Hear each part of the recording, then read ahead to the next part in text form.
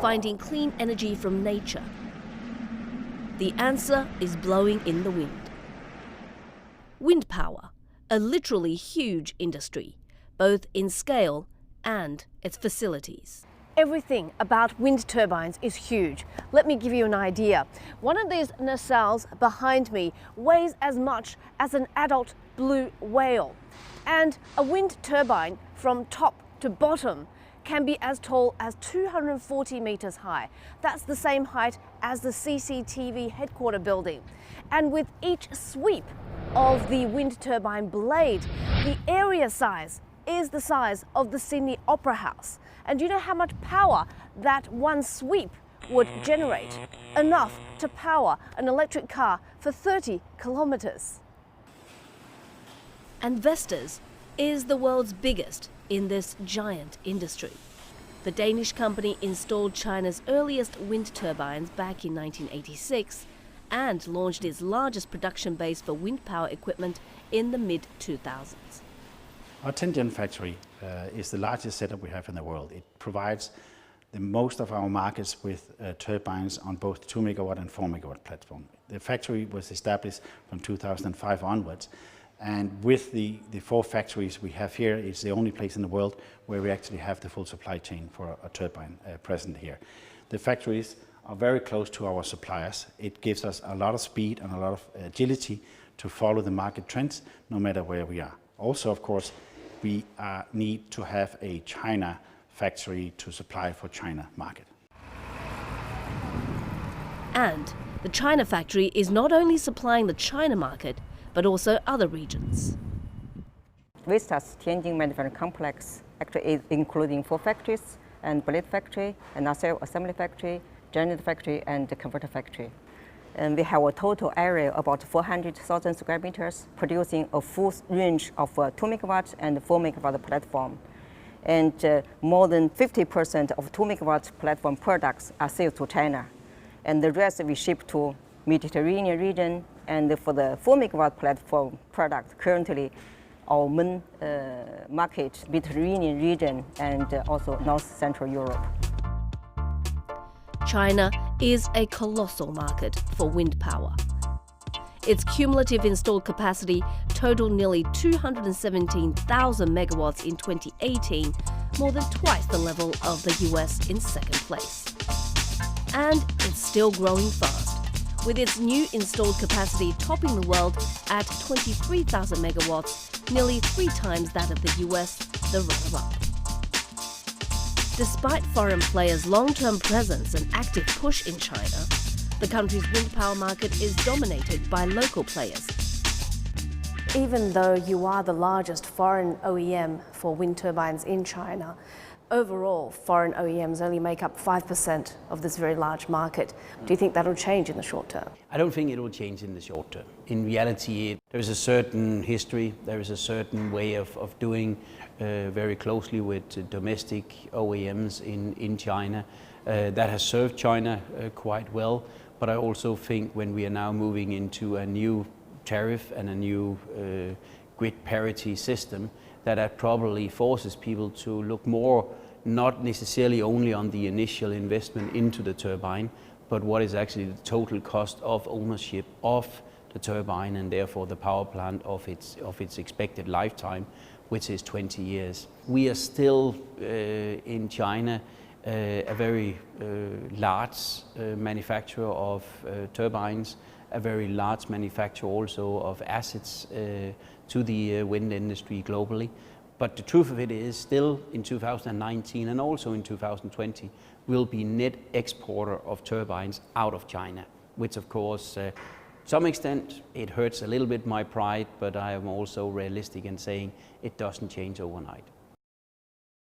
China's production advantage turned complicated for wind turbine makers in 2018 when the China-US trade war started.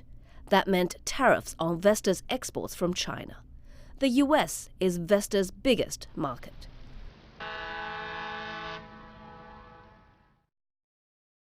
These Tianjin factories contribute about 60% of Vestas' global output. But with the China-US trade war posing serious challenges to the global supply chain, how is the company dealing with them head-on? If we see as a global supply chain today, the way we deal with global supply chain, we plan for it. We always have a planning process and a time horizon that typically runs 6 to 12 months.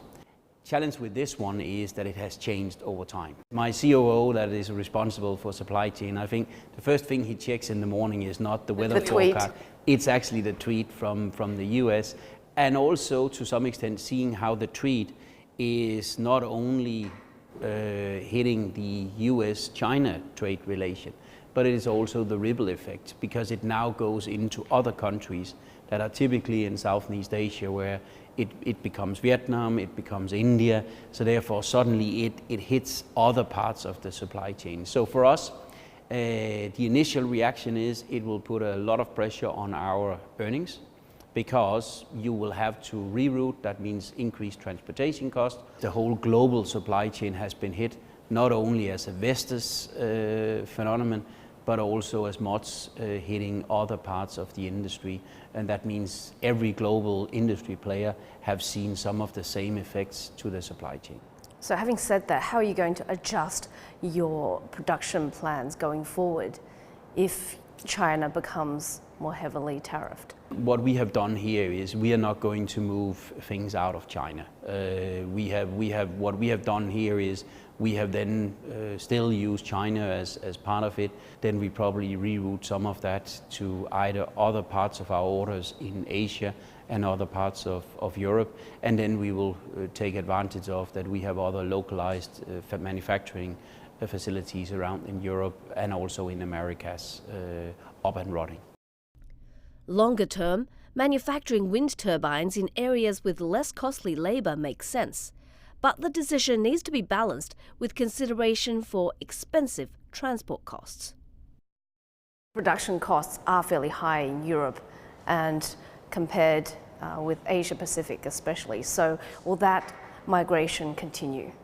You might be right that there are parts of it that are cheaper in certain countries to manufacture, but then when you add your transportation costs on either the ships or the railway, then you suddenly have a full loaded costing of the assets.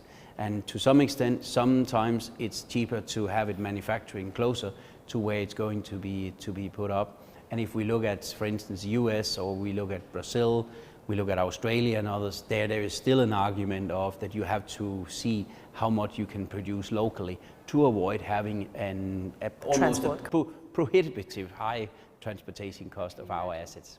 The global industry has become truly global.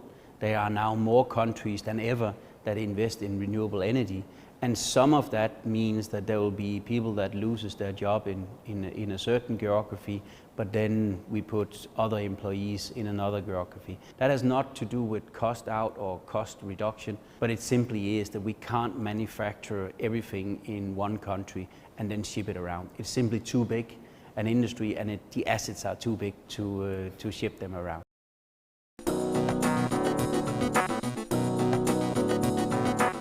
The whole industry has more or less in the last 3 years moved to an auction-based, very close to what we call grid parity or merchant market.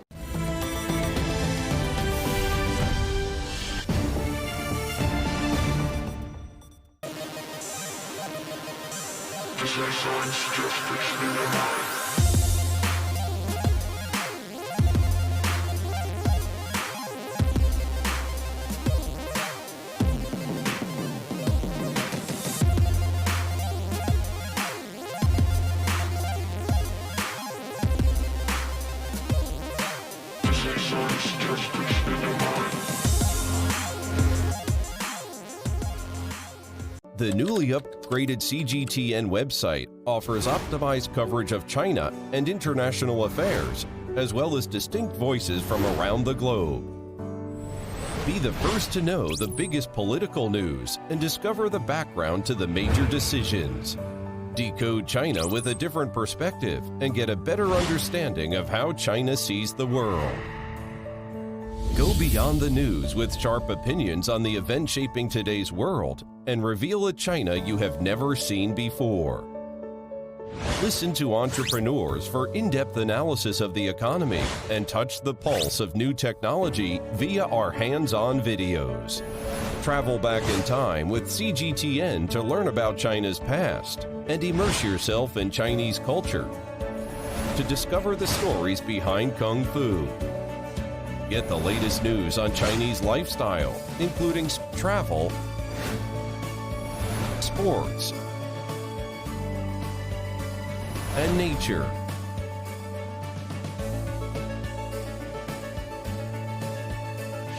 Regular productions including Ask China put high-ranking officials on the spot, while C-Lab presents new ways of storytelling via cutting-edge technologies, and Global Stringer delivers unique videos from China and beyond. Take a look at the world from a different angle. See the difference.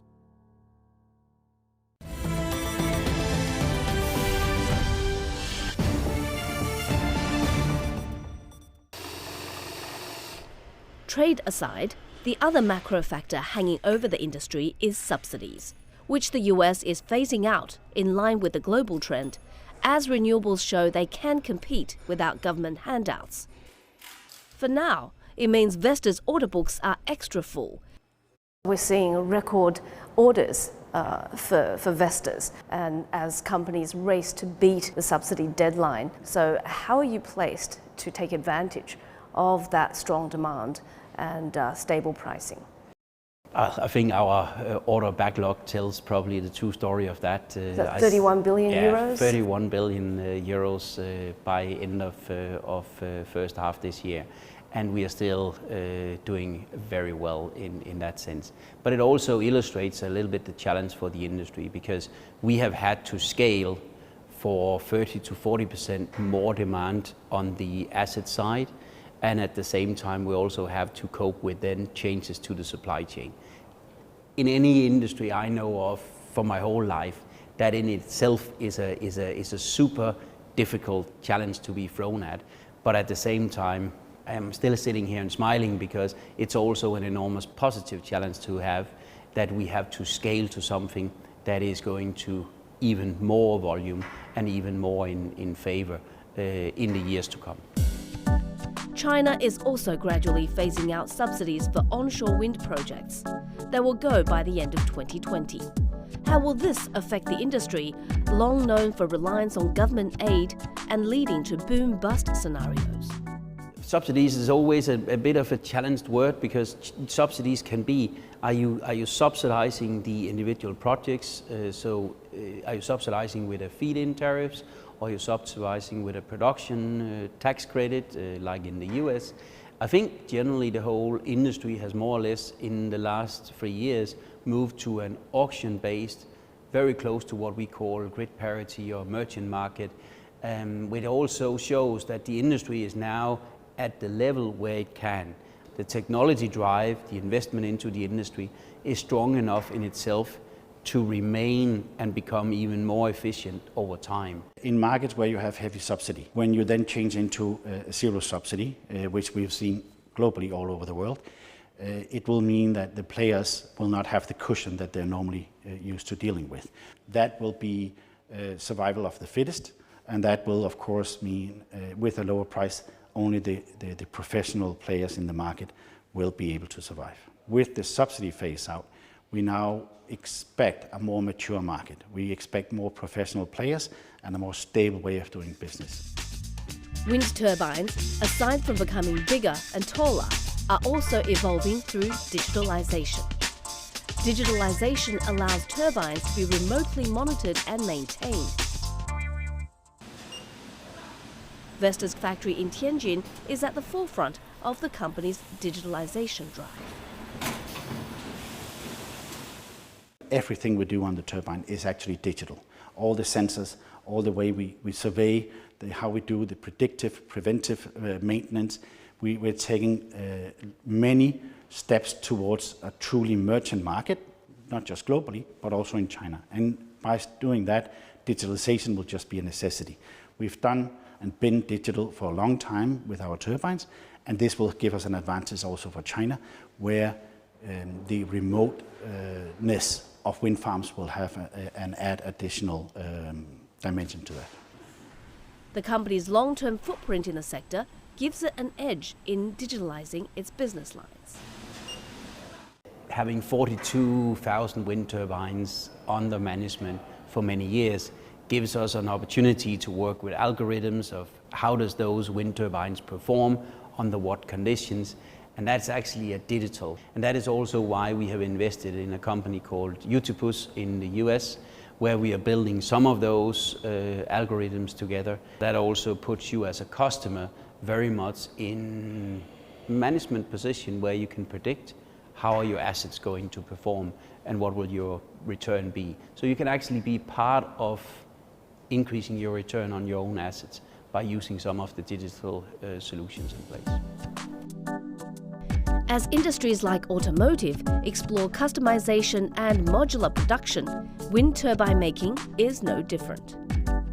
We started a couple of years ago to work with the modularization of our turbine. We are probably a year and a half, 2 years away from being the first turbines up. We know right now we're seeing the results of it, but until we deliver the first one to customers, there is a little bit more to go, because the supply chain has to work with the same. So in reality, as a supply chain and as a partner and as a close supplier to Vestas, you'll then be working on how you scale various components of this in different size. And that also means for us, it does sit well with the customer, because the customer could actually have special needs, could be high, low, medium wind. So if you are in a wind belt that has medium wind or low wind, you probably need a higher tower and a stronger and longer blades, and therefore we need to put that together to cope with it. So in reality, it becomes an easier design, but it becomes a lot cheaper to develop, because of course we don't need to develop a new turbine from scratch to you as a customer. No, and that's where again we can be more efficient on our usage of capex. We can again look at innovation costs becomes less over the life of individual turbines. So that's where we're aiming, at least. As the world goes through the transition from fossil fuels to more renewables, the costs have leveled. Since 2010, wind power costs have halved and solar has dropped 85%. Energy storage can help with the natural limitations of wind and solar. Vestas and its peers have been investing into more corners of the energy sphere. Could mixed energy solutions become the way of the future? The core of Vestas is wind, but as renewable energy prices become lower, including solar, do you think you will broaden your portfolio to include more solar, more storage? We do that already, but also it's fair saying we don't necessarily see a lot of synergies between being an OEM or a manufacturer of wind compared to a manufacturer of solar panels. I think the real synergy in solar and wind comes when you combine the two sources of assets. Then the hybrid is in there in between, and hybrid becomes really strong when it also have a storage facility as part of it. And the storage, we are of the belief that we are only a tiny little way towards the end goal. We think the storage comes, today it's very much spoken about as battery, but we believe that this power to X, power to the next generation, probably comes through either storage in terms of traditional batteries. It comes into our cars when we start having a lot more electric cars and hybrid cars, but it probably also could come from liquids, other raw materials, where we will store some of the electricity into that. And I mean, right now, a lot of going into hydrogen and other parts, which probably then forms basis of a different part of storage in all of that hybrid between wind and solar. Not surprisingly, sun is not up all day. Surprisingly not, wind is not blowing all the time. So the combination of the two actually works really, really well in many geographies around the world. The whole electrification of everything raises the demand for electricity when we look 10, 20 years ahead. We're talking about 40% increase in demand for electricity.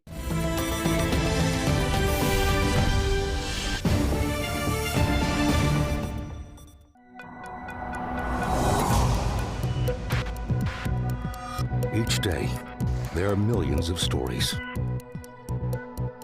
Each one can open new perspectives, new possibilities. Wherever you look, we are there. To see, discover, explore. We put the pieces together to find what really matters to you, all around the world, all around the clock. Our reporters are at home across the globe. From our headquarters in Beijing and production centers in Washington, Nairobi, and London, China Global Television Network. Stories from across the globe, reaching people across the globe. CGTN. See the difference.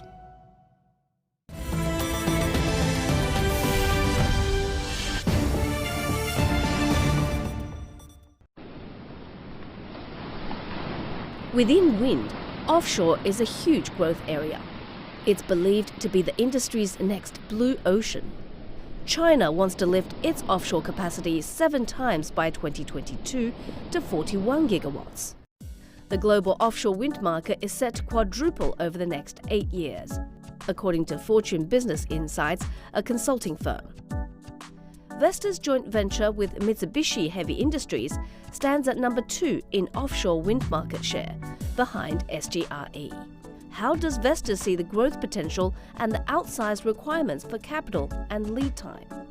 The offshore is now projected to have such an interesting part of the whole journey of renewable energy in the coming 20 years. Offshore is still less than 10% of what is the installed base projected for both 19 and 20. So therefore there is still quite a long way before offshore really comes to the same volume as we have seen in the onshore part.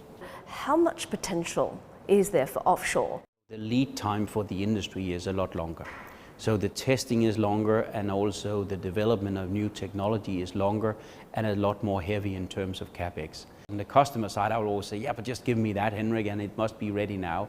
But in reality, the guarantee and the liability in a partnership on putting it offshore is to some extent a lot more difficult. Why is that? You also need to be aware that when you want to service or change something, it happens offshore as well. Wind farms on the seas get stronger winds and attract less objections about noise and aesthetics. When you are 10 kilometers adrift from shore, you will start not seeing them. So they don't have the same issues around noise permitting and others, which probably for a lot of local policymakers and also decision makers means that it becomes easier to approve some of the offshore. The cycle is that a lot of the technology drive right now goes in to build it taller, bigger, stronger, 2 to 3 times as powerful as the most powerful we have on onshore, and you don't need as many turbines to get an enormous output to be then transported grid-wise back to onshore. You don't need to assemble the turbine at sea. You can assemble it in back onshore almost in harbor, and then you can tow it out to where it needs to be positioned, and then you can have it out there. And similarly, if you want to repair some of it, it is also easier. And then you have also taking away a large part of the foundation, which is normally the costly part. Right now, one of the big drivers in offshore is that you try to work with floating foundation. This is something that has taken, for instance, the oil and gas industry quite a number of years to work out, and we have to do the same. But I think from both customers, investors, and us as OEM, there is a huge drive to try to get it to a floating platform. It's going to drive the levelized cost of energy on offshore, but then again, as I said, it takes a longer lead time than it does onshore. So we are probably talking 3 to 6 years from here. The green drive needs to quicken. 2018 was the 4th hottest year on record.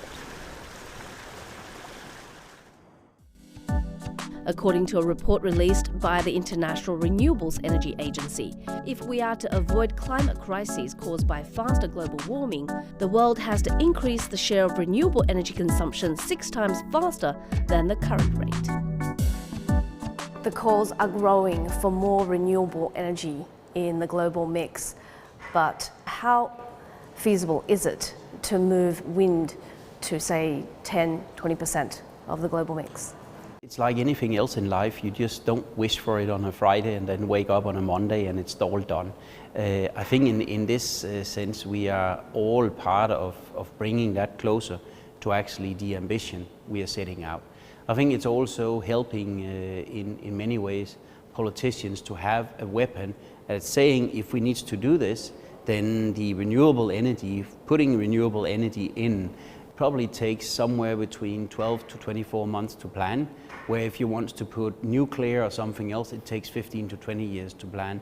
And right now, the whole electrification of everything we use, is, whether it's the building, it's the heating and ventilation, it's our transport, it just raises the demand for electricity when we look 10, 20 years ahead.